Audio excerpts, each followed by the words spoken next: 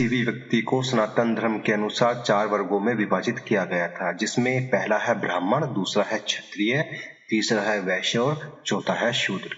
हमारे सनातन समाज की यह विशेषता थी कि कोई भी व्यक्ति अपने कर्म के अनुसार ही इन वर्गों में आता था। यह किसी व्यक्ति विशेष की पहचान नहीं होते थे, यह किसी जाति की पहचान नहीं होते थे, यह मात्र कार्य क्षेत्र पर ही आधारित है। अगर किसी शूद्र व्यक्ति का पुत्र तलवारबाजी में अच्छा है तो वह आगे चलकर क्षत्रिय कहलाएगा, और वहीं अगर किसी ब्राह्मण का पुत्र नाकारा है और छोटे मोटे काम करता, सफाई का कार्य करता है, तो वह शूद्र कहलाएगा। इस प्रकार से संत रविदास जी चंवर क्षत्रिय थे और पिप्पल गोत्र के।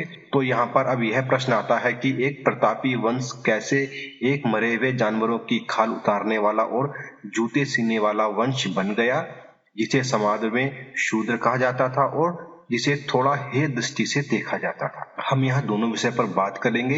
एक, प्रतापी वंश कैसे शूद्र वंश बन गया, और दूसरा, उन्हें हेय दृष्टि से क्यों देखा जाता था, क्योंकि सभी शूद्रों को इस हेय दृष्टि से नहीं देखा जाता था। संत रविदास जी और उनकी जाति के सभी लोग एक प्रतापी वंश से संबंध रखते थे, जिनका शासन हुआ करता था। यह कह सकते हैं कि यह एक राज परिवार की तरह था, लेकिन मुस्लिम आक्रांताओं के भारत पर आक्रमण करने के बाद उन्हें परास्त कर दिया गया और उन्हें अपने यहाँ पर बंदी बना लिया गया। यहीं से सारी कहानी शुरू होती है। मुस्लिम अरब मुल्क से आए थे, उनके यहाँ खेती नहीं हुआ करती थी, वह मांस पर ही जीवित रहा करते थे और इनकी सभ्यता इतनी उन्नत भी नहीं थी। वह चमड़े के सामान का प्रयोग किया करते थे, जैसे कपड़े, घोड़े की लगाम, रस्सी, जूते, चप्पल, युद्ध का सामान इत्यादि सभी चमड़े का हुआ करता था।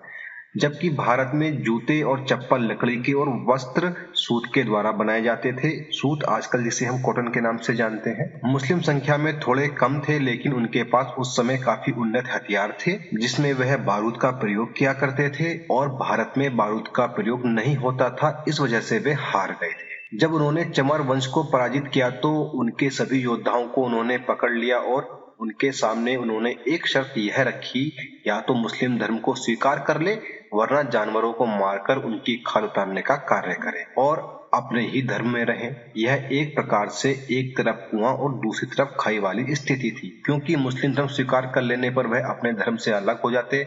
अगर वह चमड़े का कार्य करते तो वह स्वयं ही धर्म भ्रष्ट हो जाते। समाज में ऐसे लोगों को अच्छी दृष्टि से नहीं देखा जाता, क्योंकि सनातन धर्म के अंदर मांस, मदिरा और जानवरों की खाल उतारना इत्यादि आज भी सही नहीं माना जाता है। लेकिन चंवर वंश के वीरों ने मुस्लिम धर्म को स्वीकार नहीं किया। उन्होंने अपने ही धर्म में रहकर चमड़ा उतारने का कार्य स्वीकार कर लिया।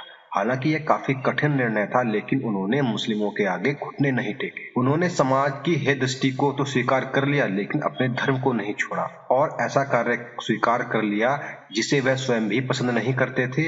यह अपने आप में काफी बड़ी बात है। हम सब एक बात ध्यान रखें कि भारत में इस्लाम के आक्रमण के बाद ही अस्पृश्यता आई। पूर्व काल में हमारे ऋषि मुनि मृगचर्म, व्याघ्र चर्म अर्थात हिरण और शेर की खाल रखते थे।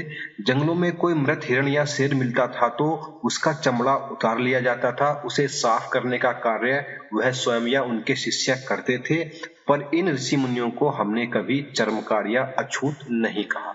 यह सिर्फ मुस्लिम आक्रांताओं के भारत में आने के बाद ही उन्हें अछूत माना जाने लगा। अरब में सूत या रेशम नहीं था, वहां चमड़े के अधोवस्त्र बनते थे। चमड़े के जूते, चमड़े की थैली, चमड़े की रस्सी, चमड़े की जीन वहां होती थी। वहां खेती नहीं होती, इसलिए अधिकतर लोग मांसाहारी थे या पेड़ पौधों से जो फल मिलते थे वह उनका प्रयोग किया करते थे। जब वे भारत आए तो उन्होंने यह सब काम भारत में शुरू किया। चमड़े की मांग सैकड़ों गुना बढ़ गई थी, मांसाहार भी सैकड़ों गुना बढ़ गया था।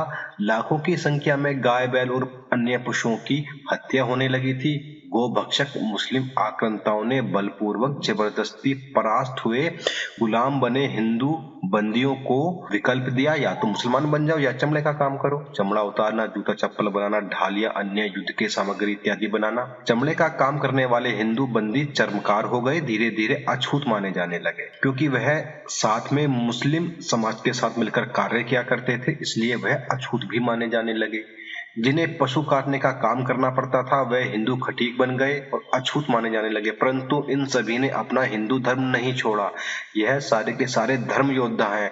हिंदू समाज को इनका ऋण मानना चाहिए और पूर्वजों के द्वारा की गई भूलों का पश्चाताप करके इन्हें गले लगाना चाहिए। दोस्तों, इस वीडियो में हमारी ओर से इतना ही।